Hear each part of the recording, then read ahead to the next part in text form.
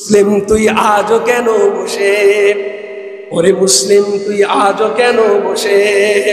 চারদিকে আজ মা বোনেদের কান্নার আওয়াজ আসে, চারদিকে আজ মা বোনেদের কান্নার আওয়াজ আসে।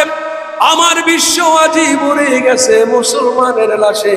ওরে মুসলিম তুই আজও কেন বসে, ওরে মুসলিম তুই আজও কেন বসে। মসজিদের এই কোণে বসে শুধু তাসবিহ হাতে ভাবছো বসে আমি ছাড়া আর কে যাবে জান্নাতে।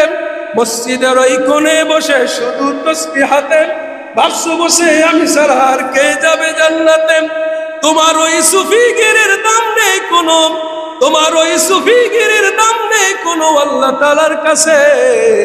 ওরে মুসলিম তুই আজও কেন বসে, ওরে মুসলিম তুই আজও কেন বসে। চারদিকে আজ মা বোনেদের কান্নার আওয়াজ আসে, আমার বিশ্ব আজি ভরে গেছে মুসলমানের লাশে। ওরে মুসলিম তুই আজও কেন বসে। কতক্ষণ ঠিক কিনা? চুরি কইরা মানুষের দান করো আর সারা বিশ্বের মুসলমান না খেয়ে আমার একটার পর একটা ঘর বানাও আর বিলাসবহুল গাড়িতে চলো আর দিনদার সুফিগিরি দাবি করো, তোমার ওই সুফিগিরি লাথি না। কতক্ষণ ঠিক কিনা? মসজিদে তসবিহ তাহলিল করে হইব কি যদি আপনি হালাল না খান?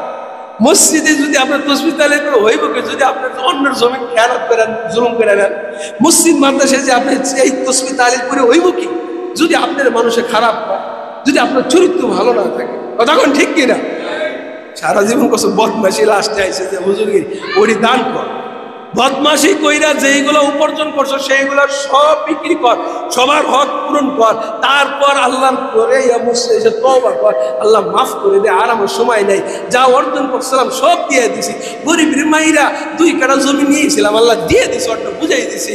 আরেকজনের মাইরা কিছু করছিলাম, বুঝাই দিছি। আল্লাহ আল্লাহ তুই যদি মাফ না করো, ওর কাছে যায় 2 মাস 1 বছর লাগে তার পায়ের উপর সেজদা করে থাক, আর ভাই মাফ করে দে। তোর যে কান্না দিছি, কান্না তো আর ফিরেই দিতে পারবো না। তোর পাও ধরি, আমাকে যদি 1 বছর কান্নাকাটি করার জন্য বলস, 1 বছর কাঁদবো। ভাই তুই মাফ না করলে হাসন বাজার মাফ পাইতে পারবো না। তৈলে ওর বুঝা যাইবে যে ওর তওবা কবুল হয়েছে। সুবহানাল্লাহ বলে। আর ও কিচ্ছু দান করে না, কোনোটা পরিশোধ করে না, ও খালি দান করে আর সাদা পোশাক পরে করে। ওর তওবা কবুল হয় নাই, ওর তওবা কি হয় নাই? কবুল হয় নাই। যদি কোনো ভালো মানুষ যদি সব কিছু দিয়ে দেয়, যার যার পাওনা দিয়ে দেয়, একটা ধাক্কা লাগছে মাফ চাইয়ে নেয়, আর মসজিদ করে আসলে চোখ বেয়ে বেয়ে পানি ওঠে। আগের চেহারার আগের চেহারা হঠাৎ করে মাসের ভিতরে চেঞ্জ হয়ে গেছে, সুখ হয়ে গেছে। এখন কেউ গালি দিলেও ওর ভিতরে কোনো জাগে না, এখন কেউ মন্দ বললো ওর ভিতরে কোনো ওই যে একটা তাকব্বুরির আগুন জ্বলে ওঠে না। এই মানুষটা ভালো হয়ে গেছে।